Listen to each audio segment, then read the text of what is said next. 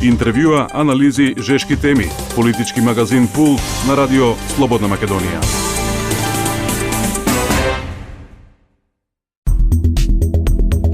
Првомајско празнично издание на Пулт на радио Слободна Македонија. Добре дојдовте. Јас сум Славе Царсова, уредник и водител на политичкиот магазин кој ќе го следите во следниот 1 час. И овој петок правиме преглед на политичките настани на неделата, а потоа ќе разговараме со мојот гостин аналитичар овој петок во Пулт, професорот Оливер Андонов. Почнуваме со малку музика, а продолжуваме со настаните на неделата.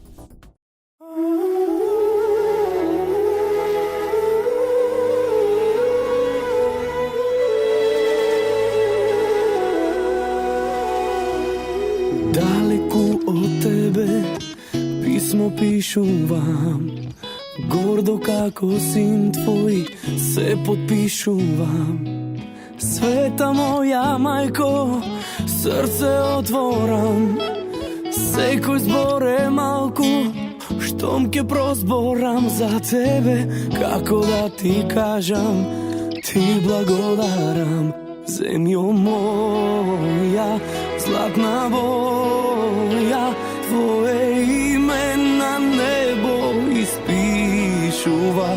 Ти си моја, земјо моја, само една и единствена, земја најмила.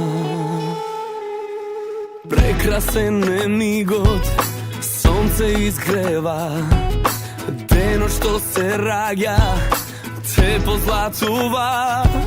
Мириса на пролет, се радува. Повторно јас верувам во иднина. Сонот што го сонив, се остварува. Земјо моја, златна боја, твое име на небо испишува. Ти си моја, земјо моја, само една и единствена, земја најмила. Сонцето е слика твоја, тапано твој звук. Слушам кавали ми пеат и ме викат на југ. Таму небото се смее, сонцето не заоѓа, топло греја гали душава, земјо најмила.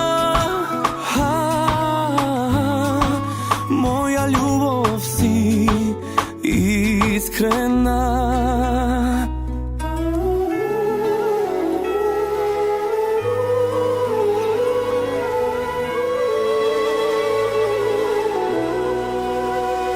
Земјо моја, златна боја, твое име на небо испишува.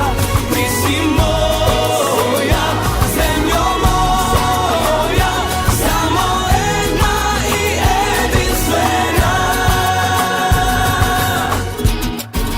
земја најмила.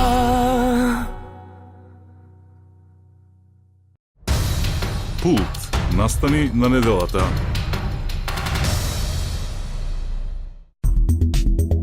Настани на неделата. Зоран Заев веројатно е единствениот човек на светот кој може да добие разговори од 2011 година кои ги прислушувале агенти на ДПК кои починале уште во 2008.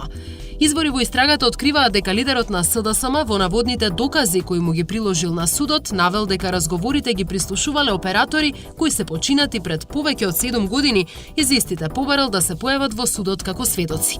Покрај ова Заев во документот навел дека прислушувањето го вршале агенти кои од 2008 не работат во ДПК или пак такви кои уште во 2007 година се иселиле во странство. Дека материјалите кои ги објави Заев се класично фијаско, докажува и податокот дека петата управа во ДПК уште од 2008 година воопшто не користи Excel како програма за табелирање на податоци. Системот е комплетно променет во 2007 година, што го отвора сомнежот дека Заев со овие материјали всушност сакал да му се закани на Црвенковски, давајќи му на знаење дека ги поседува податоците од евентуалното прислушување што го вршал СДСМ додека бил на власт. Заев на новинарите им подали материјали кои дополнително го потврдуваат овој сомнеш. Имено на Excel документот стои дека се прислушувани луѓе с кои со години не значат ништо во македонската политика, а нивните адреси се сменети пред повеќе од 10 години. Министерот за транспорт и врски повеќе од 10 години не живее на адресата на која се води во документот на Заев, доколку МВР го вршало прислушувањето со на едноставна проверка во системот на полицијата, ќе станело јасно дека актуелниот министер за транспорт има нова адреса. Интересна е и адресата под која се води телефонскиот број на екс-министерот за финансии од редовите на СДСМ Никола Поповски. Имено неговиот телефонски број се води како сопственост на собранието, а Поповски последен пат бил пратеник во 2008 година, пошто комплетно се повлече од политиката. Познавачите на состојбата коментираат дека голема е веројатноста Верушевски на Заев да му ги дал материјалите кои ги документирал кога тој раководел со СДСМ, а опозицијскиот лидер во намерата да ја манипулира јавноста сега ги вади на пресконференции. Дека постои голема веројатност да е така, покажува и фактот дека над 90% од телефонските броеви не постојат, а броевите од фиксните линии не се активни повеќе од 7 години. Експертите велат дека со пресконференцијата на Заев, која имаше во вторникот, Заев го допре дното, а според нив причина за тоа е фактот што му стана јасно дека со креирани материјали не може да ја добие довербата на граѓаните, па му остана само преку манипулација да се обиде да ја мрдне ситуацијата во своја корист. Алиби пресконференција која покажува колку Заев се плаши од доказите против него. Вака експертите ја оценуваат последната така наречена бомба на Зоран Заев. Велат дека со последниот настап лидерот на СДСМ целосно ги потврдил сомневањата против Верушевски и двајцата вработени во ДБК, опфатени со акцијата Пуч, а ја потврдил и својата улога во ова сценарио. Денеска слушнавме само уште еден доказ во редот на она кое што веќе секој еден го знае, а тоа е дека прислушкувањето го има вршено Верушевски за пари, во соработка со странска служба, а со домашни предавници и шпиони, кои што му ги давале информациите. Повторно се докажа дека законот кој што е на сила за следење на комуникации е донесен во крајно легална процедура, во договарање со опозицијата, дека истата таа опозиција и врвните нивни членови Шекеринска ли е, Емилијан Станковиќ, Весна Бендевска и ред сега други, Тито Петковски, гласале за тој закон, дека е во согласно со европските стандарди. Референдумот на Жерновски ги стави на вага бомбите на Заев. Експертите коментираат дека токму општината во која владее СДСМ најдобро и покажа на опозицијата дека на власт не се доаѓа со црна кампања и дека за да се добие поддршката на граѓаните не треба политиканство, туку напорна работа. Аналитичарот Владимир Божиновски вели дека анализата на бројките од последниот референдум не му оди во прилог на СДСМ, што е само доказ за погрешната политика која води раководството на Бихачка. Додека трае процес, некакви сериозни поместувања нема, со тоа да, како и во нашите истражувања, така и на референдумот, можеме да заклучиме дека со политичките бомби опозицијата нема ниту еден глас повеќе добиен од она што го имаше претходно. Бројот на луѓе кои што излегоа, тој број на луѓе, иако се разбира најголем дел, затоа што опозицијата го одеше, односно Жерновски СДСМ, а најголем дел беа нивни поддржувачи. Но тука имаше луѓе кои што не гласат за СДСМ, че може би воопшто не гласат, може би гласат за друга партија, може би гласат за власта, а кои што за ова одредено прашање сметаат дека треба да излезат да дадат својот глас за, односно против. Нека се тие само 10%, иако јас верувам дека се повеќе. Но еве да не шпекулираме, нека се тие само 10%. Излегува дека бројот на поддржувачи на опозицијата, ако се суди според овој референдум, е помал од бројот на гласови кои што ги освојат дали Стево Пендаровски лани или Андреј Жерновски преклани. Експертите коментираат дека во неделата граѓаните му упатиле јасна порака на Заев дека сценариото за деструкција нема да помине. Ваквата порака не создала вистинска паника на Бихачка, откако на раководството му стана јасно дека освен правното во целата афера, почна да го губи и политичкото тло. 55 годишен жител на селото Брест бил дел од терористичката група која го изврши нападот на карулата Гошинца. Во неговата куќа полицијата го пронашла оружјето кое беше одземено од објектот на полицијата: автоматски пушки, снајперски пушки, пиштоли, рамки и голем број муниција, радиостаница и маскерна униформа на УЧК биле сокриени во објектот во Брест. Оружјето одземено и предадено на вештачење кое дополнително треба да и помогне на полицијата во откривањето на неговите соработници. Командантот Мирсат Ндреца, кој на социјалните мрежи ја презад одговорноста за нападот и на списокот осомничени, потврди Јанкуловска. Во периодот што следува продолжува потрагата по него, но и потрагата по останатите членови на групата кои ја нападнаа полициската станица. Со вчерашниот претрес практично се потврдија и сознанијата кои претходно ги имавме, но и индициите за вклученоста на одредени лица кои исто така ги имавме врз база на оперативни сознанија. Истрагата за случајот се уште трае. Нема живот за мене кога не сум кре тебе и се гледам ја себе како душава ми вене цело време. Како оган ја скорам, против себе се борам, да ти кажам те сакам ако морам, се ќе сторам ја за тебе. Времето поминува, а јас се чудам како ништо важно не ми е. Сега ти чувај ме во ноќите кога заспивам, биди крај мене. Сега ти чувај ме и кога сите ќе си заминати, остани за секогаш, остани. Секој ден јас се сонам и во сона те губам, но кога се будам ти си тука до мене цело време. Како срце да стишам кога за тебе дишам и песна ти пеам, да не ме заборавиш мене. Јас тебе, а времето поминува, а јас се чудам како ништо важно не ми е. Сега ти чувај ме во ноќите кога заспивам, биди крај мене.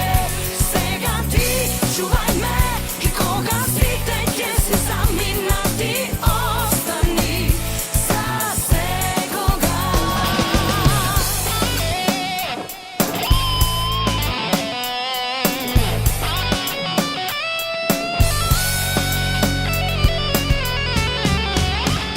Сега ти чувај ме во ноќите кога заспивам, биди крај мене.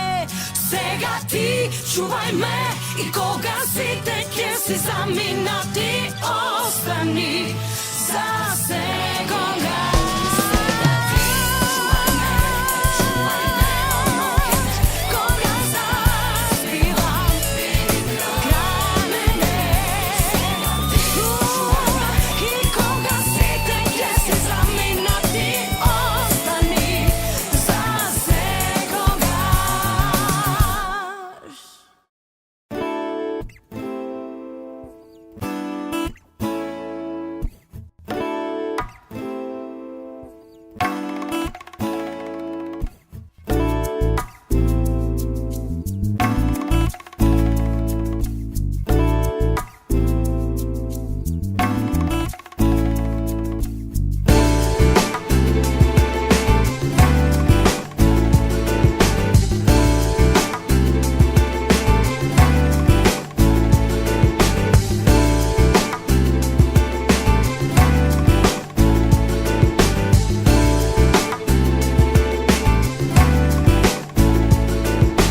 Сега знам дека се што рече ти се оствари и покрај што не ти верував.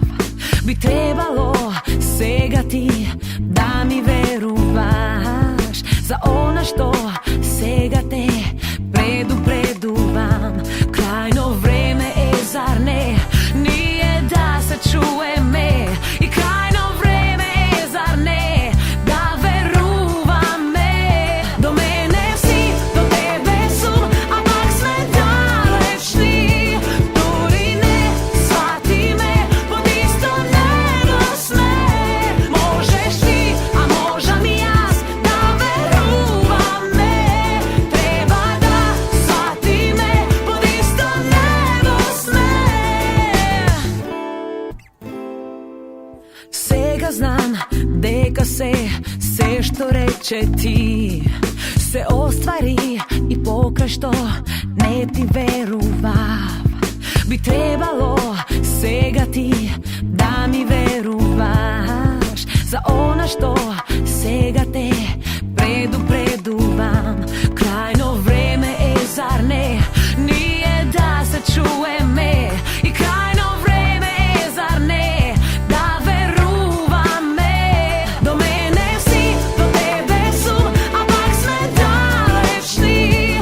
Дури не свати ме, под исто небо сме. Можеш ти, а можам и јас да веруваме. Треба да сватиме, под исто небо сме. Може и височините за кои сме сонувале ни се чина далечни, а толку близко се. Сега знам се што рече ти и она што те предупреди. Ти е една мисла се, само да се чуевме. До мене си, до тебе сум, а пак сме далечни. Дури не сватиме, под исто небо сме. Можеш ти, а можам и јас да веруваме. Треба да сватиме, под исто небо сме.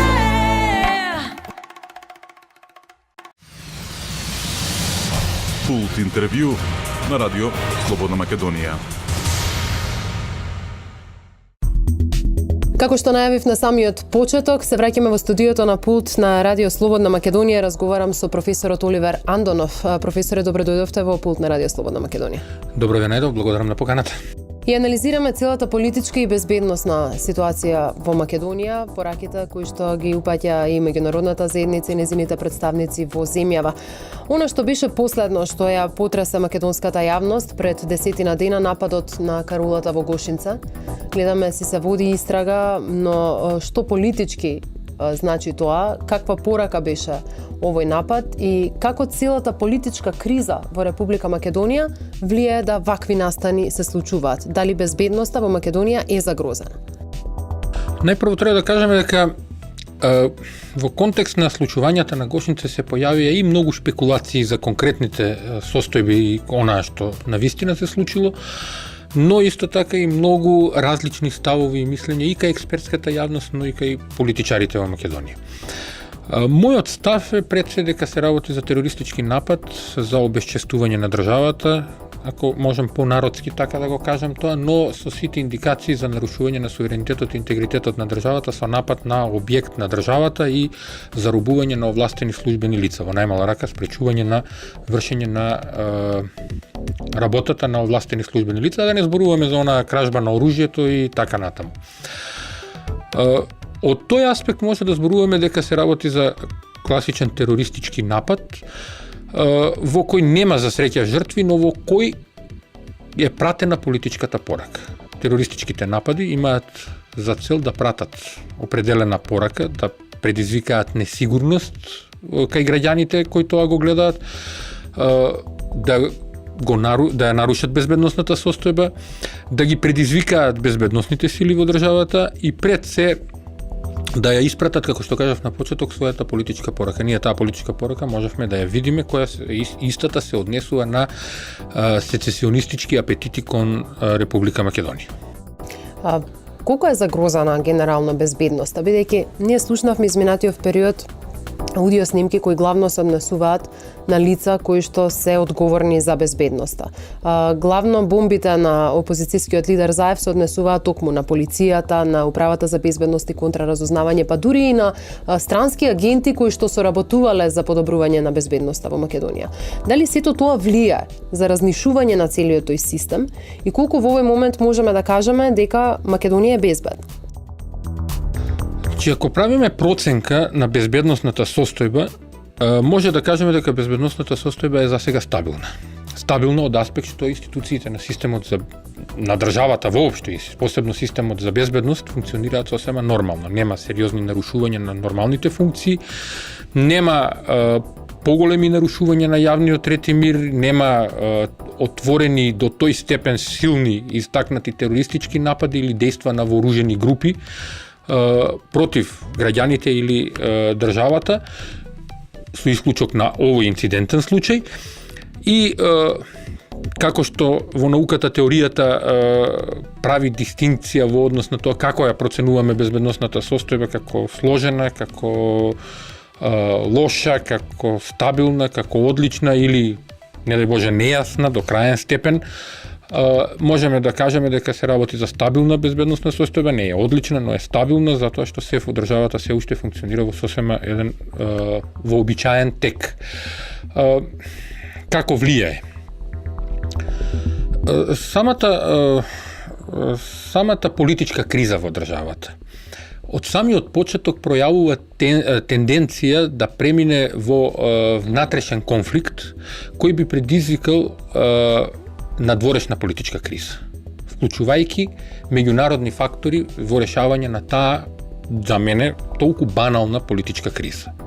Банална затоа што е предизвикана од едноставна желба за доаѓање на власт без еден граѓански концепт, туку со употреба на некои методи кои не се среќаваме прв пат до сега со нив, бидејќи сценариото многу потсетувано на од 2001 година, но со некои нови моменти. Сега јас нема да навлегувам во тоа да судам дали опозицијата е во право, дали е власта во право во однос на тоа како се случил инцидентот на Гошинци и кој во основа стои позади него. Ќе оставиме простор истрагата да утврди и да докаже кој е организаторот на самиот акт на Гошинце. Но морам да кажам една работа која длабоко ја чувствувам како реална, а тоа е дека досега не сум сретнал, значи дека постои влада во држава која би работела на тоа да предизвика, да се игра со оган и да предизвика инцидент од таков маштаб кој би можел да ја наруши глобално безбедносната состојба на државата. Значи, никој кога ја има власта во потполност во раце, не би си играл со некоја таква работа, колку и да сакаме да зборуваме за тоа, знаете, дај да ја дефокусираме јавноста од ова или од она. Мислам дека никој тоа не го прави, да на тој начин ја дефокусира јавноста. Ако зборуваме за она што како политичка криза во Македонија се пласира, посебно со она што го кажува опозицијата, односно со така наречените бомби, ќе се осврнам само на последната 28, мислам дека беше пред завчера, ми се чини дека беше, да, во која барем јас не успеав да видам никаква тенденција на недемократско владење, колку и да се обидував, значи, да препознаам нешто такво, иако знам дека опозицијата ја насочуваше во таа насока презентацијата на текстот, на содржината на разговорите нелегални, и се работеше колку што можев да забележам дури и за вклучување на опозицијата тогашна во договор за тоа како ќе се конципира законот за контрола на безбедносните служби, што е во една демократска држава сосема нормално во парламентарна демократија да партиите кои членуваат во парламентот се договарат околу носењето на законите, па вклучително и тој закон.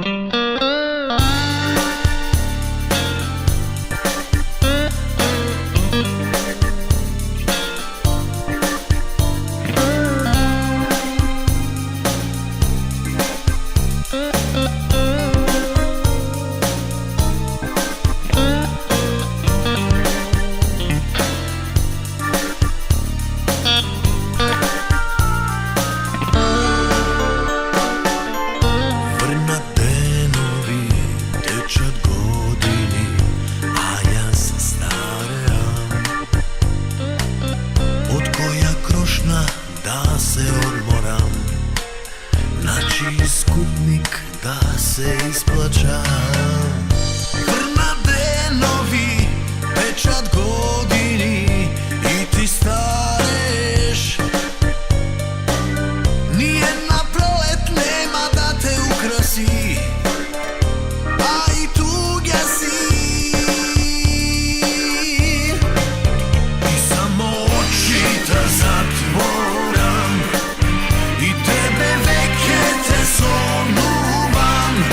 Некаде кукичка, пред неја зелена кајсија. А кога очи ке отворам и пред себе ке погледнам, куќата сромета и една кајсија свената.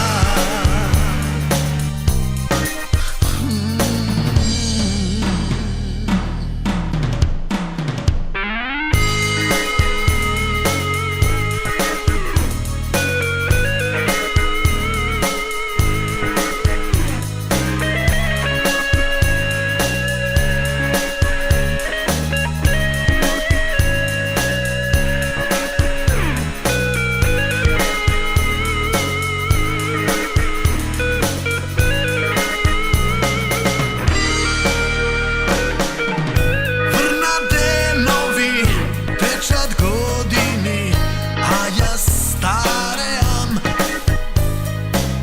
Под чиј покрив да се сокријам, на чиј деца да се радувам. Врна денови, течат години и ти старееш. Ниједна пролет нема да те украси, а и туѓа си. И само очи да затворам и тебе веќе те сонувам. Некаде кукичка, пред неја зелена кајсија. А кога очи ке отворам и пред себе ке погледнам, куќата сромета и една кајсија свената. И само очи да затворам и тебе веќе те сонувам. Некаде кукичка, пред неја зелена кајсија. А кога очи ке отворам и пред себе ке погледнам, куќата сромета и една кајсија свената. И една кајсија свената. И една кајсија свената. Пулт интервју на радио Слободна Македонија. Она што последно излезе како информација во текот на вчерашниот ден од истрагата, велат дека Заев доставил листа на сведоци, меѓу кои двајца се починати, еден е пензиониран пред 2008 година, останатите четворица никогаш и не работеле за службата за безбедност, со што се става под знак прашање која била целта на Заев со поднесување на една ваква листа на сведоци во истрагата за пуч, дали бил изманипулиран или сакал да упати некаква порака до претходни раководства на СДСМ, кои што може би ги користеле овие лица за прислушување, дали професоре по 2 и повеќе месеци, 2,5 месеци од стартот на така наречените бомби кои ги објавува Зоран Заев, се уште во јавноста постои дилема за тоа кој стоел позади прислушувањето. Каков е вашиот впечаток? Значи, најпрво да искоментираме околу предложените сведоци. Јас навистина не можам да кажам со сигурност дали господинот Заев бил изманипулиран и некој му ги подметнал сведоците или тој намерно сака да ги употреби против некого на некого внатре во партијата, да му прати порака или до некој друг да прати порака. тоа е веројатно само во неговата глава или во тоа кој со него соработувал и кој му ги понудил тие соработници, но крајно несериозно е да предлагаме починати луѓе за сведоци. Мислам, тоа е дали е можеби сега ајде додиме во крајен сарказам, па да кажеме дали некој сакал да си поигрува со судскиот систем во Македонија, па му предлага починати луѓе. Мислам, тоа е една обична парница да излезете на суд и да предложите починат човек за сведок, сите ќе ви се смеат и ќе се чудат што правите, а не во вака сериозна работа како што е нелегално прислушување, снимање и следење на разговори. Сега, како беше вториот дел од прашањето? Дали се уште постои дилема? Бидејќи видете, она што го слушаме како пораки од меѓународната заедница, од една страна велат да се расчисти прислушувањето, и кој тоа можел да го прислушува премиерот и целиот државен врв, и од друга страна опозицијата се врати во парламентот, да има одредена одговорност и да продолжи политичкиот диалог. Што во овој дел со прислушувањето? Има ли дилема во јавност? Јас уште на почетокот, кога првиот коментар беше само 2 дена по објавувањето на целата афера, поставив едно клучно прашање. Кој е тој кој се осудил оваа да го прави? И тој кој се осудил оваа да го направи, треба да одговара и кривично, но во исто време институционална одговорност да постои. Но прво треба да се утврди кој е. Сега, дали се уште постои таков интерес во македонската јавност? Знаете како? Сепак сме ние поделено општество. Поделени, кога зборувам сега поделени во овој контекст, зборувам политички поделено општество. И секогаш ќе постои интерес за поддржувачите на СДСМ во главном да таа работа ја држат подгреана и да се пласираат тие работи. Имаме на друг впечаток. Во неопределената јавност, да така кажам, значи не аполитичните, бидејќи не постои аполитичен човек, зборувам за партиски неопределените граѓани на Македонија, во главном да се изразам потривијално сеирџиски се гледа на таа работа. Се извинувам на употреба на вашите слушатели на ваков термин, но ете по-народски кажано, токму така луѓето гледаат, овој си правил муабет за овој си зборувал за ова, било вака или онака. Но тоа мислам, извинете, само ќе ве прекинам, мислам дека тоа не произлегува од менталитетот, туку од самата содржина. Затоа што содржината не успеа да предизвика кај јавноста одредена загриженост. Не зборувавме за менталитетот.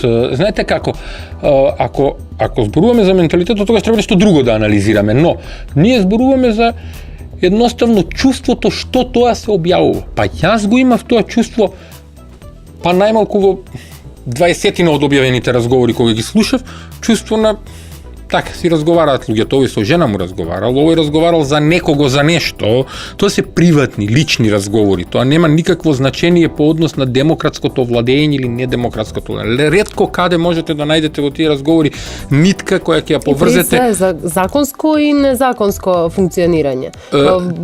Се покажа ли никаков криминал во овие два помест? Па токму тоа го зборувам.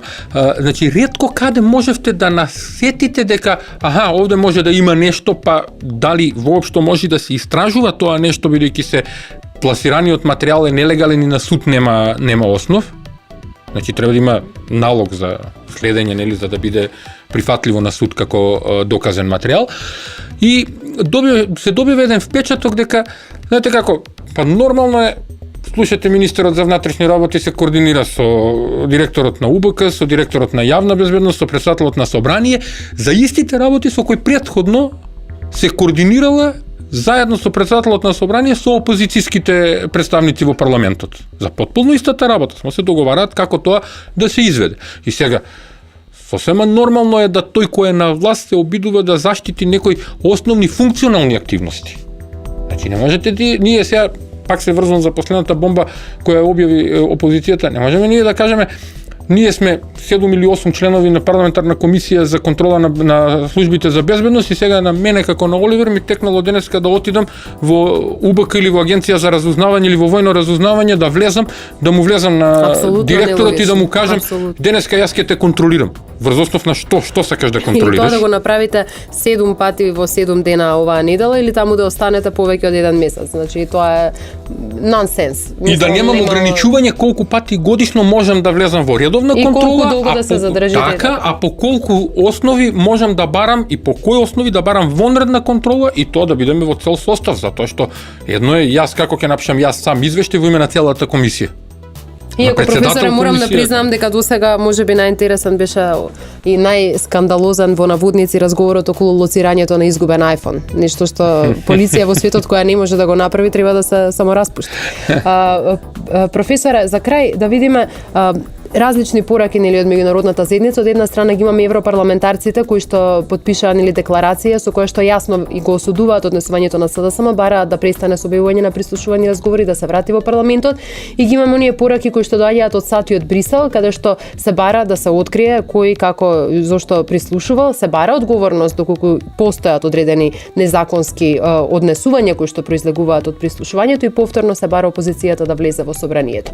Имајќи ги во предвид сите овие информации кои доаѓаат од меѓународната заедница, знаеме дека со нивно посредништво се случува диалогот помеѓу власта и опозицијата. Што според вас е на маса и што може да биде исходот како излез од оваа политичка криза? Значи, мора да кажеме дека изјавите кои доаѓаат од надвор понекогаш се содржат и елементи на личен став. И на лична и политичка и друга провиненција на самите личности кои тоа го изјавуваат. Но и секако тоа не е без поддршка, односно не е личен, само личен став, туку е исказ на политиката на државите од кои доаѓа. Едно е битно, многу значајно е што сите бараат да се утврди правната одговорност за тоа кој прислушувал и со која цел. И тоа е клучниот момент кој мора да се поддржи и во Република Македонија. Понатаму, сето тоа што ќе се случува, дали ќе следи после тоа институционална одговорност која е во надлежност на владата, како ќе преземе институционална одговорност кон оние кои ги прекршиле работните правила и дисциплинските односи во службите за безбедност, па дозволиле тоа да се случи или учествувале во таа работа, под било кои околности и под било кои интереси, доаѓа на крај оној дел кој се вели политичка одговорност, но тој дел како политичка одговорност може да се провери само на избори. Од тука, јас може да кажам дека силно ги поддржувам заложбите на меѓународната заедница пред се опозицијата се врати во парламент. Тоа е многу битно за демократијата во Република Македонија. Друго е кога ќе излезе лидер на опозиција, кога ќе излезе член на парламентот од опозицијата и од парламентарната говорница ќе настапи со ставови на опозицијата и ќе ја критикува власта. Зашто сигурно ќе најдат многу основи да ја критикуваат власта во секојдневниот живот. А друго е кога ќе се занимавате во институционално со една ваква работа во која ќе правите целосно сценарио за дестабилизација на државата, за да се обвини владата за таа дестабилизација, за да се дојде на власт. Тоа е погрешниот метод. Тогаш можете да предизвикате разни радикални групи, како што беше случајот на Гошинце, кои ќе се осудат, тај сега е слаба државата, ние да действуваме. Тоа се нарекува во една теорија на ризици и закани и врз државата, односно онаа што ја загрозува државата, се нарекува како се создаваат слаби држави. На таков начин што ќе се направи таа внатрешна политичка криза, која понатаму ќе оди кон надворешна политичка криза и меѓународен социјален конфликт, продолжен социјален конфликт, кој на Македонија најмалку и треба. Ние тоа го доживеавме 2001 година, зар повторно ќе го доживуваме истото, зар пак ќе се враќаме 10 на 15 години наназад, нема потреба од таа работа. Сите одговорни политичари во Република Македонија најпрво треба тоа да го имаат на ум, па потоа своето доаѓање на власт. Професоре Антонов, ви благодарам што бевте дел од Пулт на радио Слободна Македонија. И јас ви благодарам на поканата. Почитувани слушатели, ви благодарам што бевте со нашата програма. Поканувам идниот петок во терминот од 11 до 12 часот. Пријатно. Интервјуа, анализи, жешки теми. Политички магазин Пулт на радио Слободна Македонија.